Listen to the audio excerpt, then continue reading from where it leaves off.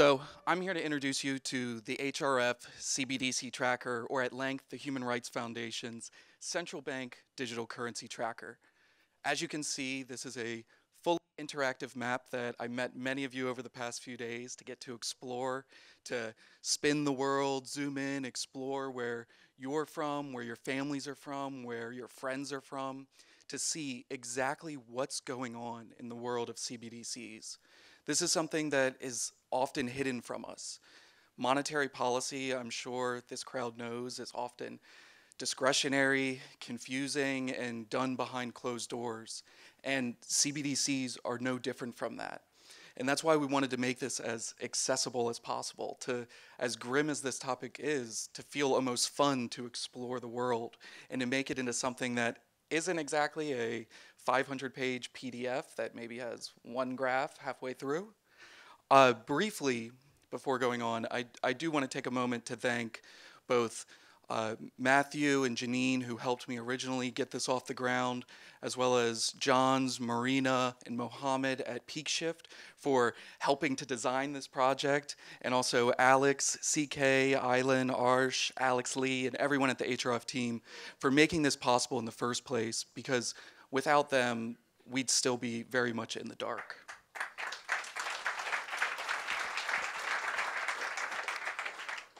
So let's take a step back. What is a central bank digital currency? Aside from being a mouthful, it largely just means a digital national currency that is a direct liability of the central bank.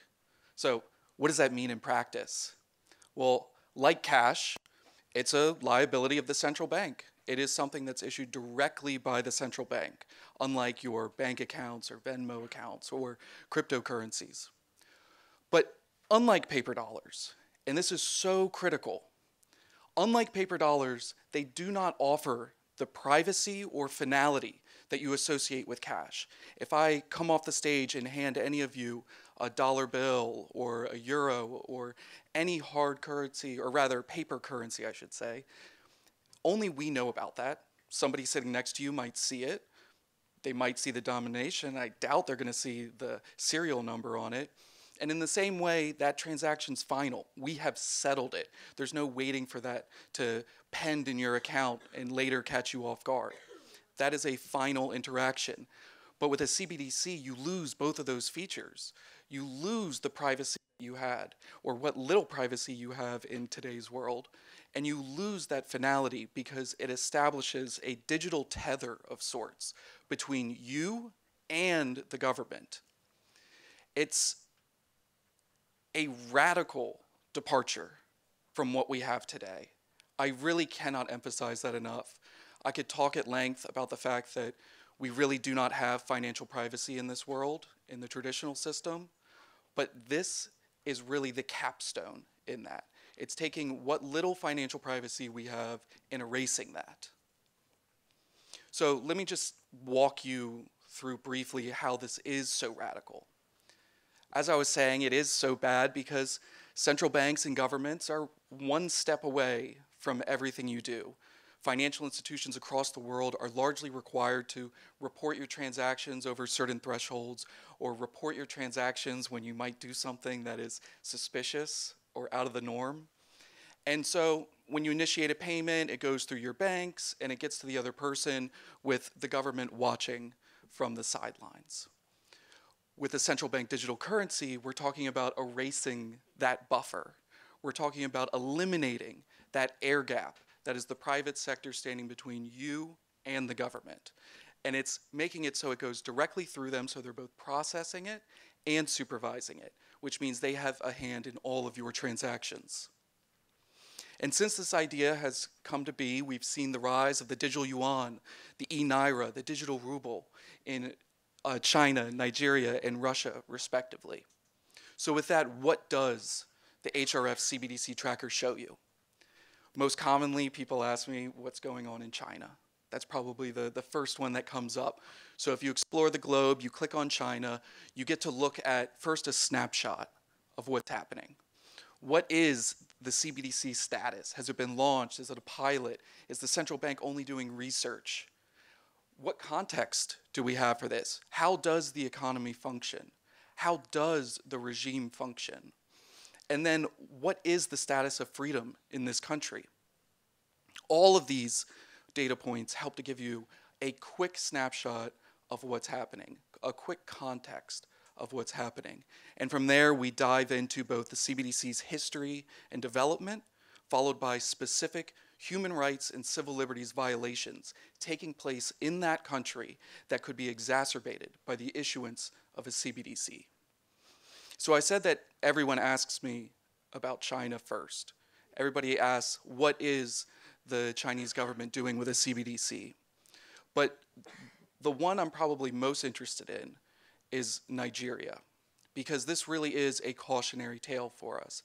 And I'm so excited to get to speak with Roger and Charlene in just a moment to dive even deeper into this. But let me give you just a quick story about what happened. In Nigeria, the eNaira was created in 2021, and it really didn't help people. There's 220 some million people in Nigeria, but it's largely a cash-based economy. And so it was 0.5% adoption for the CBDC. Well, central bank said, okay, we got to figure this out. This isn't good. Sales aren't high. We got to put our heads together. We got to figure this out. What are we going to do? Pizza party's probably not going to work. Probably can't get ads at the Super Bowl. Okay. We're going to do the unbanked. The unbanked. We're going to open it up to the unbanked. This is a great idea. Why did we deny half our population from having access to it? It didn't work. They don't want this. So a month passes. We got to have another meeting. What are we going to do? Wait, everybody takes cabs. Let's do a 15% discount on cab services. That didn't work. So then news started emerging that there were restrictions on how much cash you could pull out of the ATMs. All of a sudden then, the Central Bank of Nigeria announced a cash redesign policy. And this you have to take with a grain of salt, because that's not unusual. I'm sure all of you have seen new designs on currency, whether it be security stripes, new faces, new colors, new materials. But what's different here is that the cash was going to expire in 2 months. For a country of 220 million people, people went to the banks and stood in lines outside when they didn't have any cash to give them to replace the old cash. It turned to protests. Those protests turned to riots.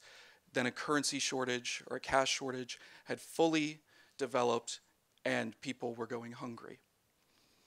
A few months later, Central Bank Governor Godwin Emefiele proudly said, "This was a success. This was a success. The eNaira has emerged as the currency of choice." Why was it a success? Because adoption went from 0.5% to 6%. Let's set aside that is not a successful metric. The currency of choice. That is the currency of force. That is, people were forced to look for any avenue they could to deal with this cash shortage. And while I'm pessimistic, I very much think I'm realistic about this, because I can talk to you until the cows come home, but you can also look at dozens of examples of central bankers saying exactly what I'm telling you. ECB President Lagarde telling the public that when we ask them what they want with the digital euro, it's privacy. People are concerned about surveillance. They're concerned about this. But we're not going to give them the anonymity of cash. We're not going to give them that. Now, infamously, BIS General Manager Augustin Carstens said that CBDCs will give us the tools to control and enforce rules on the money people hold, something they cannot do today.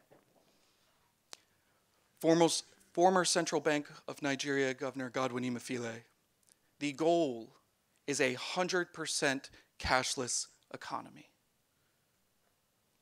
In short, CBDCs pose fundamental risks to civil liberties and human rights.